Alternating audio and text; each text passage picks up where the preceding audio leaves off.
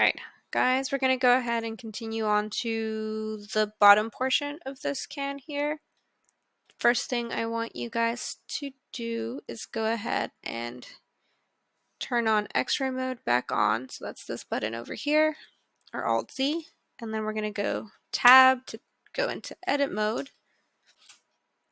I'm going to hit the number 1 so I can go into front view.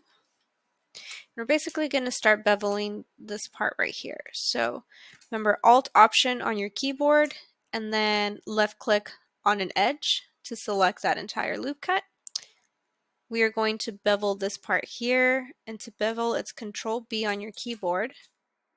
For beveling, you just kind of move your mouse around to see what it does. And remember, you use your scroll wheel. So if I scroll up once, it adds an additional loop cut basically to make the bevel softer.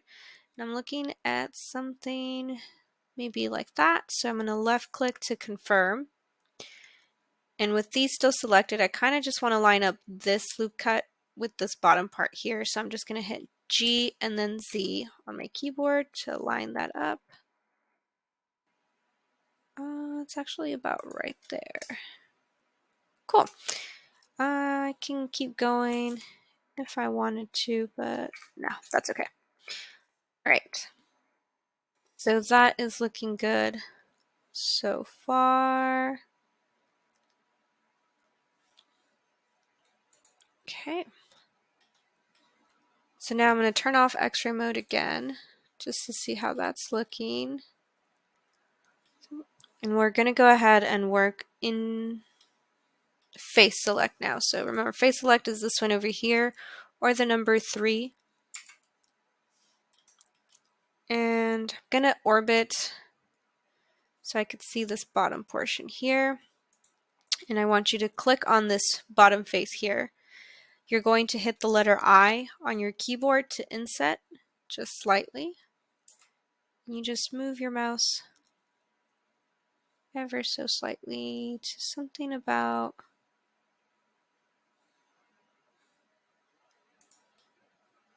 there is fine. Okay.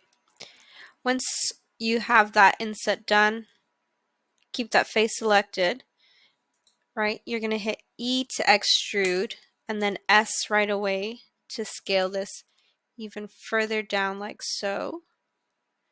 Maybe that's too much, about right there. Then left click to confirm. So with that selected, you're going to just hit G and then Z and move this slightly up. This is all preference at this point, how much you want to concave this part.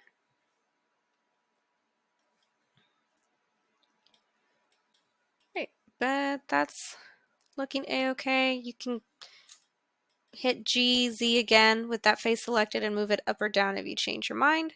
But once you're happy, we're going to go ahead and jump into edge select. So that's this one right here or the number 2. And we're basically going to bevel these two here. And actually, I changed my mind. I need to move this slightly higher. So GZ, edge select. Whoa. All right. There we go. So it's these loop cuts that I want to select. So Alt Option, left click on this one. Now I'm going to hold the Shift key and then Alt Option again, left click to select this other loop cut. Again, Control B to bevel. And if you get some weird stuff like this, you can hit C on your keyboard to kind of lock how far it actually can bevel with the loop cuts that you have requested with the scroll wheel. And but I'm kind of happy with something like this. Yep, that is perfectly fine with me. All right, so I'm going to go tab to go back into edit mode. I'm going to select this reference image here, and I don't need it anymore, so I can hit X on my keyboard to delete it. And that is looking pretty good so far. So, right. I'm going to turn on my top reference image, go 7 to go into top view, and that was number 7 on my number pad.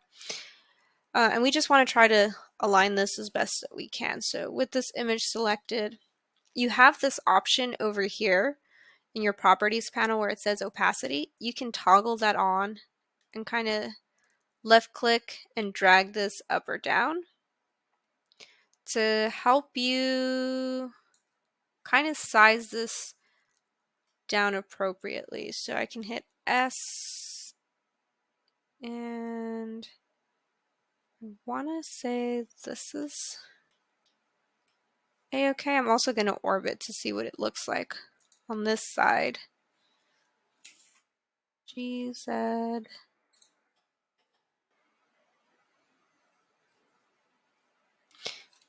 Back into top view, right? G and then Z. And I'm just moving my mouse up and down to see where the clipping happens. And I can kind of see this right here. All right. You don't have to be like me where you have to get it perfect all the time. But if you get close enough, that's all right. So GZ. Cool. And I just hit G and then Z again to slightly move it below so I could still see the cylinder's face, since we're going to start modeling that next. Just because the top portion does take a while, I'm going to end this video here for now. So I'm going to do File, Save As, because this is day 2, right, of this. I'm going to hit my USB, Drink 3D, and this is can 02. A blend, you don't have to type it up, but I like to, and then Save As.